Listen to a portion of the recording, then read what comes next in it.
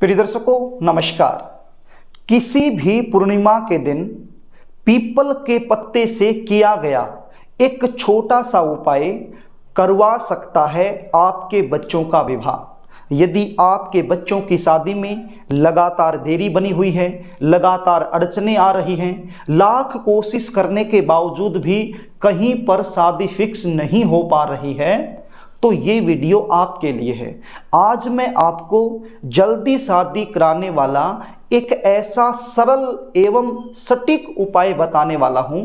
यदि ये उपाय आप किसी भी पूर्णिमा के दिन मेरे द्वारा बताए गए तरीके से कर देंगे तो यकीन मान के चलिए आपके बच्चों की शादी के लिए कोई न कोई अच्छा प्रस्ताव जरूर आएगा और शादी भी फिक्स हो जाएगी। ये उपाय कोई भी कर सकता है, माता पिता भी कर सकते हैं और बच्चे खुद यदि करना चाहें तो खुद भी कर सकते हैं।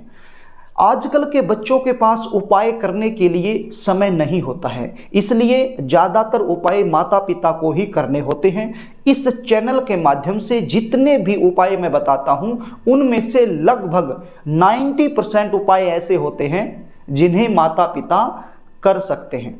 बच्चों की शादी में जब लगातार देरी होती रहे तो ऐसी सिचुएशन में बच्चे तो परेशान होते ही हैं, लेकिन बच्चों से कहीं ज़्यादा परेशान माता पिता हो जाते हैं। बहुत सारी कोशिश करते हैं, उपाय करते हैं, लेकिन लाभ नहीं मिल पाता है। सोचने पर मजबूर हो जाते हैं कि ऐसा क्या हो गया कि बच्चों की शादी फिक्स नहीं हो पा रही है, जबकि आपके बच्चे दिखने में सुंदर हो सकते हैं, अच्छी खासी वो जॉब कर रहे होते हैं, अच्छा खासा उनका पैकेज होता है या फिर अच्छा खासा व्यापार कर रहे होते हैं। भगवान की कृपा से आपके पास सब कुछ है, लेकिन बच्चों की शादी फिक्स क्यों नहीं हो रही है? आप सोचने पर मजबूर हो जाते हैं। ऐसा क्यों होता है? कई बार बच्चों की जन्म कुंडली में ग्रह और नक्षत्रों के कुछ ऐसे दुर्योग बन जाते हैं जिसके चलते विवाह में लगातार देरी होती रहती है। जन्म कुंडली का सप्तम भाव या फिर सप्तम भाव का स्वामी जब इन दुर्योगों में फंस जाता है तो ऐसी सिचुएशन बन जाती है। रिश्ते तो आएंगे, बातें भी चलेंगी, लेकिन कोई भी बात, कोई भी रिश्ता सफलता तक नहीं पहुंच पाएगा। और कई बार यदि मान लीजिए रिश्ता पक्का हो भी जाता है तो कोई ना कोई ऐसी बात निकल कर सामने आएगी, रिश्ता टूट जाएगा। कभी लड़की वाले मना कर देंगे, कभी लड़के वालों की तरफ से ना हो जाएगी, देखने वाले आएंगे, देख करके चले जाएंगे, लेकिन किसी भी प्रकार का पॉजिटिव रिप्लाई नहीं मिल पाएगा। जितने भी रिश्ते आएंगे सब अनाब शनाब रिश्ते आएंगे, आपके लेवल का एक भी रिश्ता नहीं आएगा। और यदि आपके लेवल का कोई रिश्ता आ गया तो वो पक्का नहीं हो पाएगा। बच्चों की उम्र लगातार निकलती जाएगी। यदि आप इन समस्याओं से परेशान हो चुके हैं, दुखी हो चुके हैं, तो आज जो उपाय मैं आपको बताने वाला हूं, ये उपाय यदि आपने कर दिया तो जन्म कुंडली में बनने वाले जो भी दुर्योग हैं वो शांत हो जाएंगे और आपका काम बन जाएगा। कार्यक्रम को आगे लेकर के चलो। इससे पहले आपसे निवेदन करना चाहूंगा, यदि आप चैनल पर नए हैं और अभी तक आपने इस चैनल को सब्सक्राइब नहीं किया है तो चैनल को सब्सक्राइब जरूर कर लें। इस चैनल के माध्यम से मैं लगातार विवाह से रिलेटेड नई नई जानकारियां लेकर आपके सामने उपस्थित रहता हूं। जब भी मैं कोई भी नई वीडियो अपलोड करूंगा तो उसका नोटिफिकेशन आपको मिल जाएगा और वो वीडियो आप आसानी से देख पाएंगे यदि आपने चैनल को सब्सक्राइब कर लिया तो प्रिय दर्शकों, अब आप उपाय सुन लीजिए। पहले तो ये जान लीजिए ये उपाय आपने कब और कैसे करना है। ये उपाय आप किसी भी पूर्णिमा के दिन कर सकते हैं, और यदि पूर्णिमा के दिन आप ना कर पाएं तो किसी भी मंगलवार के दिन भी आप ये उपाय कर सकते हैं। ये उपाय आप सुबह के समय भी कर सकते हैं, शाम के समय भी कर सकते हैं। ये उपाय करने के लिए आपके पास क्या होना चाहिए? एक पीपल का पत्ता आपके पास होना चाहिए, साफ सुथरा पीपल का पत्ता। और क्या चाहिए? एक नारियल आपके पास होना चाहिए। अब नारियल कौन सा? जटा वाला नारियल। यहां पर आप सूखा नारियल भी ले सकते हो और पानी वाला नारियल भी ले सकते हो। यदि पानी वाला नारियल मिल जाए तो अति श्रेष्ठ है, यदि ना मिले तो फिर सूखा नारियल भी आप ले सकते हो। देखिए, जो भी चीजें, जो भी सामग्री मैं आपको बता रहा हूं, उनका फोटो साथ ही साथ स्क्रीन पर मैं दिखा रहा हूं, ताकि उपाय करने में आपको किसी भी प्रकार की समस्या का सामना ना करना पड़े। क्योंकि जो चीजें मैं बता रहा हूं, इन चीजों को अलग अलग जगह पर अलग अलग नामों से जाना जाता है। कुछ लोग समझ जाते हैं और कुछ लोग नहीं समझते हैं, तो इसलिए मैं सबके फोटो दिखा रहा हूं। एक नारियल आपके पास होना चाहिए, मैंने आपको बता दिया। और क्या चाहिए? और चाहिए आपके पास लाल सिंदूर।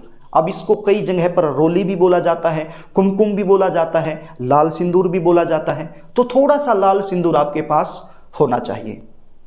एक लाल रंग का कपड़ा आपके पास होना चाहिए, लगभग 1.25 मीटर के आसपास। कितना? लगभग 1.25 मीटर के आसपास लाल रंग का कपड़ा भी आपके पास होना चाहिए।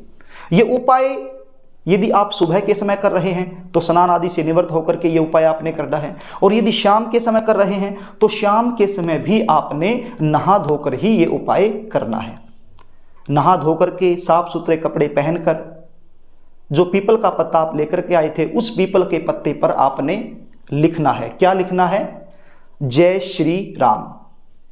सबसे पहले लिखना है जय श्री राम। और लिखना किसकी सहायता से है? जो लाल रंग का सिंदूर मैंने आपको बताया था, उसकी सहायता से। एक माचिस की तिल्ली ले लीजिए, उस माचिस की तिल्ली पर आप थोड़ी सी रुई लपेट लीजिए, कॉटन जिसको बोलते हैं, जिसकी सहायता से हम बत्ती बनाते हैं। तो वो रुई, वो कॉटन आप माचिस की तिल्ली पर थोड़ा सा लपेट कर उसकी सहायता से लिख दीजिए लाल सिंदूर के साथ जय श्री राम। उसके नीचे क्या लिखना है? उसके नीचे जिस भी बच्चे की शादी में देरी चल रही है उसका नाम लिखना है, चाहे वो लड़का हो चाहे वो लड़की हो। उसके बाद उस बच्चे की उम्र आपने लिखनी है। जिस भी उम्र में वर्तमान समय में आपका बच्चा चला हुआ है वही उम्र आपने लिखनी है। सपोज कीजिए कि आपका बच्चा 27 साल का हो चुका है और 28वें साल में चल रहा है, तो फिर आपने 28 साल ही यहां पर लिखना है।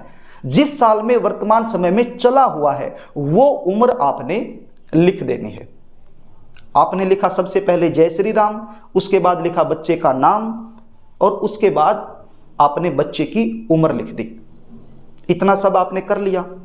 इसके बाद इस पत्ते को आप नारियल के साथ लपेट दीजिए। यानी जैसे ये नारियल है, ये पत्ता है, इस पत्ते को इस प्रकार से नारियल के ऊपर इसको चिपका दीजिए, और ऊपर से जो लाल रंग का कपड़ा मैंने आपको बताया था 1.25 मीटर के आसपास, उस लाल रंग के कपड़े को इस नारियल के ऊपर लपेट दीजिए। ये पत्ता नारियल के साथ ही चिपका के और ऊपर से आपने कपड़े को लपेट देना है। उसके बाद एक कलावे की जरूरत आपको पड़ेगी। कलावा क्या होता है? जिसको मोली भी बोलते हैं, रक्षा सूत्र के रूप में हाथ को बांधा जाता है। इसका भी फोटो मैंने दिखाया, आप देख लीजिए। तो इस कलावे की सहायता से इस कपड़े के ऊपर इसको लपेट दीजिए, ताकि ये कपड़ा इधर उधर दोबारा से खुल ना पाए। तो अच्छे से लपेट दीजिए इसको भी। लपेटने के बाद अब इस नारियल को जिस भी बच्चे की शादी में देरी चल रही है उसके सिर के ऊपर से 7 बार क्लॉकवाइज घुमाना है। कैसे घुमाना है? क्लॉकवाइज। जैसे घड़ी घूमती है ना, ऐसे ही आपने 7 बार बच्चे के सिर के ऊपर से इस नारियल को घुमाना है। और यदि बच्चे खुद कर रहे हैं तो फिर तो घुमाने की आवश्यकता ही नहीं है। उसके बाद अब एक बात आपके सामने जरूर आएगी, आप बोलोगे कि हमारे बच्चे घर में नहीं रहते हैं, क्योंकि बहुत सारे बच्चे ऐसे होते हैं जो घर से बाहर रहते हैं। तो ऐसी सिचुएशन में क्या करना है? घर में कोई भी बच्चे का फोटो हो तो उस फोटो के ऊपर से फिर आपने घुमाना है 7 बार क्लॉकवाइज। एक शुद्ध देसी घी का दीपक लेना है और ये नारियल, ये दोनों चीजें लेकर के हनुमान जी के मंदिर में चले जाना है। आपके आसपास कोई भी हनुमान जी का मंदिर हो वहां पर आप चले जाइए। हनुमान जी की जो प्रतिमा है उसके सामने जाकर के सबसे पहले जो शुद्ध देशी घी का दीपक आप लेकर के गए हैं उसको जला दीजिए। उसके बाद ये नारियल हनुमान जी की प्रतिमा के सामने रख दीजिए और हाथ जोड़ करके बिल्कुल भाव से, मन से प्रार्थना कीजिए। आपकी प्रार्थना में भाव होना चाहिए। जितना भी आपकी प्रार्थना में भाव होगा, विश्वास होगा, उतनी ही जल्दी आपकी मनोकामना पूर्ण होगी। तो आपने हाथ जोड़ के प्रार्थना करनी है। जो भी आपकी प्रार्थना है वो बाबा को बतानी है कि प्रभु मेरे बच्चों की शादी में लगातार देरी चल रही है, अड़चनें आ रही हैं, बहुत ज़्यादा परेशान हो गए हैं।